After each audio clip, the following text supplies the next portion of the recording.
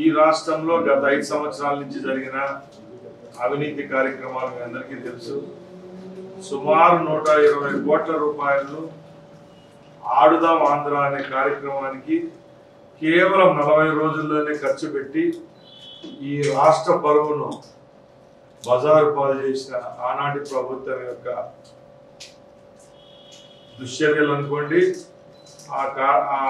ఆ ప్రభుత్వంలో వాళ్ళు తిన్న డబ్బును విషయంలో కూడా ఈరోజు చర్చకు వచ్చింది. అలాగే ముఖ్యంగా ఎందరో జీవితాలకు సంబంధించిన సర్టిఫికెట్ల కుంభకోణం రోజు పేపర్లలో చూస్తున్నాం, టీవీలో చూస్తున్నాం. చాలా మంది పత్రికా సోదరులు కూడా మమ్మల్ని అడుగుతూనే వస్తున్నారు.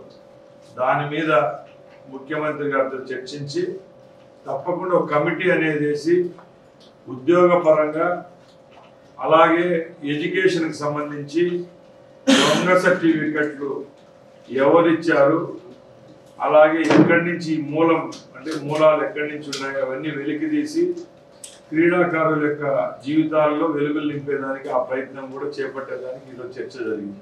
నమస్కారం. డైమండ్ రాణి జబర్దస్త్ రోజా వైసీపీ గవర్నమెంట్ లో నాటి సాంస్కృతిక క్రీడల శాఖ మంత్రిగా ఉన్నటువంటి రోజా అలియాస్ రోజమ్మ చిక్కుల్లో పడ్డ పరిస్థితి అయితే కనపడుతుంది. గతంలో ఫైర్ బ్రాండ్ రోజాగా పేరొందినటువంటి శ్రీమతి రోజమ్మ గారు ఆమె మాట్లాడిన తీరు, ఆమె చేసినటువంటి వ్యవహారం మొత్తం కూడా వివాదాస్పదంగానే మారిన పరిస్థితి కనపడుతుంది. తాజాగా ప్రభుత్వం మారిపోయింది. ఆయన చెప్పినటువంటి జగనన్న ఓడిపోయారు, తెలుగుదేశం పార్టీ అధికారంలోకి వచ్చింది. ఈ పరిణామ క్రమంలో గడిచిన 2 నెలల కాలంలో కూడా రోజా ఎక్కడా కూడా వైసీపీకి సంబంధించినటువంటి కార్యక్రమాల్లో కానీ ఇటు అధికార పార్టీ విషయంలో కానీ ఎక్కడా నోరు మెదిపిన పరిస్థితి లేదు. నిన్న మొన్న కూడా విదేశాల్లో మోడ్రన్ డ్రెస్సుల్లో కనపడిందంటూ కూడా సోషల్ మీడియాలో కూడా వార్తలు వచ్చిన పరిస్థితి కనపడింది. ఇది ఒక విషయం. అయితే తాజాగా జరిగినటువంటి వ్యవహారం అంటే గత ప్రభుత్వంలో జరిగినటువంటి క్రీడలకు సంబంధించి ఆడుదాం ఆంధ్ర అనే పేరుతో పెట్టినటువంటి క్రీడలకు సంబంధించి దాదాపు 150 కోట్లకు సంబంధించినటువంటి కుంభకోణం జరిగింది అనేది ప్రాథమిక అంచనాకు వచ్చిన రాష్ట్ర ప్రభుత్వానికి సంబంధించినటువంటి అధికారులు దీని మీద పూర్తి స్థాయిలో విచారణ చేసి దాని మీద చర్యలు తీసుకోవాలంటూ కూడా విజయవాడ కమిషనర్ కూడా ఆదేశాలు వచ్చిన పరిస్థితి కనబడుతుంది.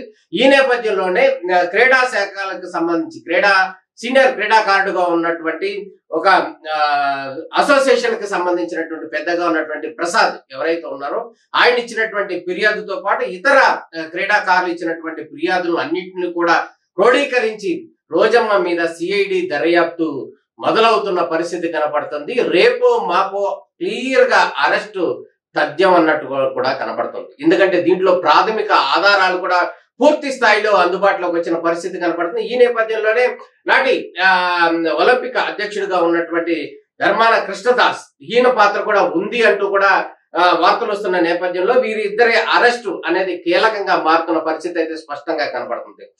శ్రీమతి రోజాకి సంబంధించినటువంటి విషయాన్ని కనుక గమనించినట్టయితే ఆమె ఆడుదాం ఆంధ్ర అనే అంశంలో భాగంగా రాష్ట్ర ప్రభుత్వ మంత్రిగా ఉన్నటువంటి ఆమె గతంలో మాట్లాడినటువంటి మాటల తీరు కావచ్చు, అదేవిధంగా విశాఖపట్నంలో ఏవైతే ఉందో రాజమహల్ ఏదైతే ఉందో 450 కోట్లతో కట్టినటువంటి రాజమహల్ ఏదైతే ఉందో ఆ మహల్ కూడా టూరిజం శాఖ ఆధ్వర్యంలో అంటే ఆమె నిర్వహిస్తున్నటువంటి మంత్రిత్వ శాఖకు సంబంధించినటువంటి ఆ శాఖ నుంచి డబ్బులు కూడా పూర్తి స్థాయిలో 450 కోట్లు దీనికి నిరుపయోగంగా చేశారు అనేటటువంటి ఆరోపణలు కూడా వచ్చిన పరిస్థితి కనపడుతుంది.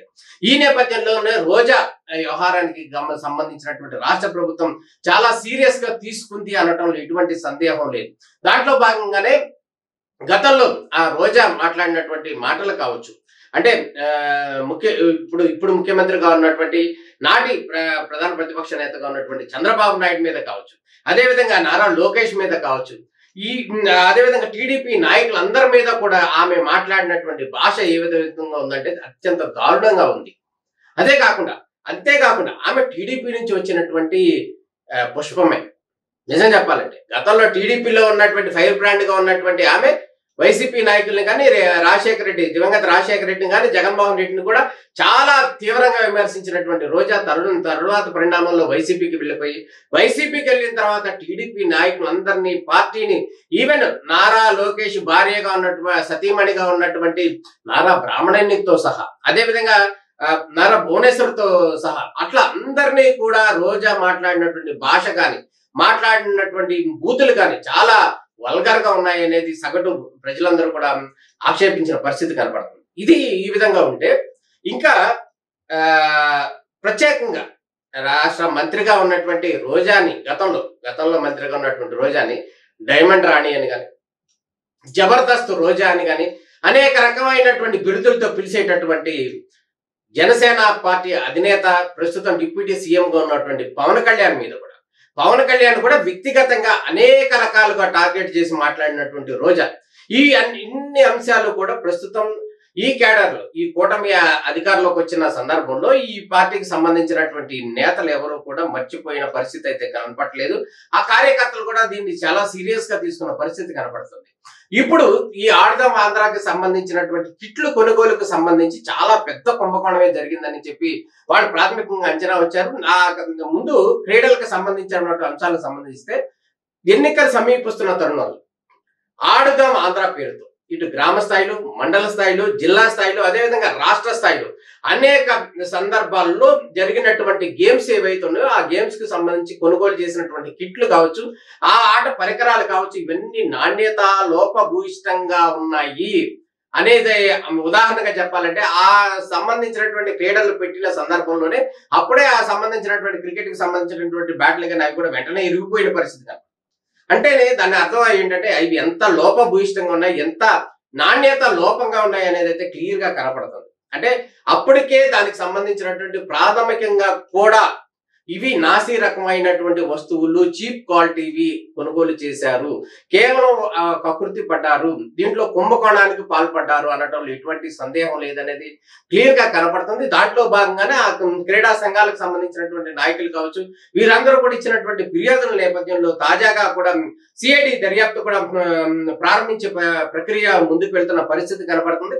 రేపు మాపు కూడా ఖచ్చితంగా రోజాని పూర్తి స్థాయిలో విచారణ పిలిపించడం, దీనికి సంబంధించినటువంటి అంశాలకు సంబంధించి పూర్తి స్థాయి దర్యాప్తు చేయడం, అదేవిధంగా అరెస్టు చేయడం చకచకా జరిగిపోయే సందర్భాలు అయితే క్లియర్ గా కనబడుతున్నాయి.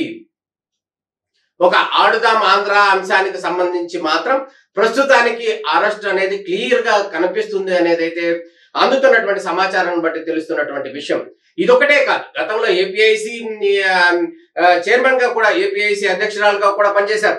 అదేవిధంగా టూరిజం కి సంబంధించినటువంటి భవంతులు కూడా నిర్మాణం చేశారు. అనేక రకాలైనటువంటి అవినీతి ఆరోపణలు ఎదుర్కొంటున్నటువంటి శ్రీమతి రోజా గారు త్వరలోనే దీనికి సంబంధించినటువంటి అరెస్టు ఖాయం అనేది క్లియర్ గా కనబడుతుంది. ఎటువంటి సందర్భం లేదు. రేపో మాపో ఎల్లుండో కూడా క్లియర్ గా రోజమ్మని అరెస్ట్ చేయటం తథ్యం అనేది అయితే క్లియర్ గా కనబడుతుంది. ఈ నేపథ్యంలో రాష్ట్ర ప్రభుత్వానికి సంబంధించినటువంటి అధికారులు ఏ విధంగా యాక్ట్ చేస్తారు, ఏ విధంగా దీనికి సంబంధించినటువంటి అవినీతి ఆరోపణలు వెలుగులోకి తీసుకొస్తారు అనేది అయితే మనం వేచి చూడాల్సిన పరిస్థితి కనబడుతుంది. మతాన్ని కనుక మనం గమనించినట్టయితే నాడు ఎక్కడ లేని స్వేచ్ఛతో, ఎక్కడ లేనటువంటి అధికారంతో ఆమె చలాయించినటువంటి తీరు, ఆమె మాట్లాడినటువంటి భాష, ఆమె వ్యవహరించినటువంటి తీరు, ఆయన వెనకాల ఉన్నటువంటి నాటి ముఖ్యమంత్రి జగన్మోహన్ రెడ్డి సపోర్ట్, ఇవన్నీ కూడా పూర్తి స్థాయిలో పటాపంచలైపోయిన పరిస్థితుల నేపథ్యంలో, ప్రస్తుతం జరుగుతున్నటువంటి ఎంక్వైరీ నేపథ్యంలో రేపు మాపో క్లియర్ గా అరెస్ట్ అనేది క్లియర్ గా కనబడుతున్న పరిస్థితి కనపడుతుంది. ఇది ఏ స్థాయికి దారితీస్తుంది అనేది అయితే మనకు వేచి చూడాల్సిన పరిస్థితి కనపడుతుంది. మొత్తానికి రోజమ్మకి కష్టకాలం వచ్చింది అనడంలో ఎటువంటి సందేహం లేదు. నమస్తే.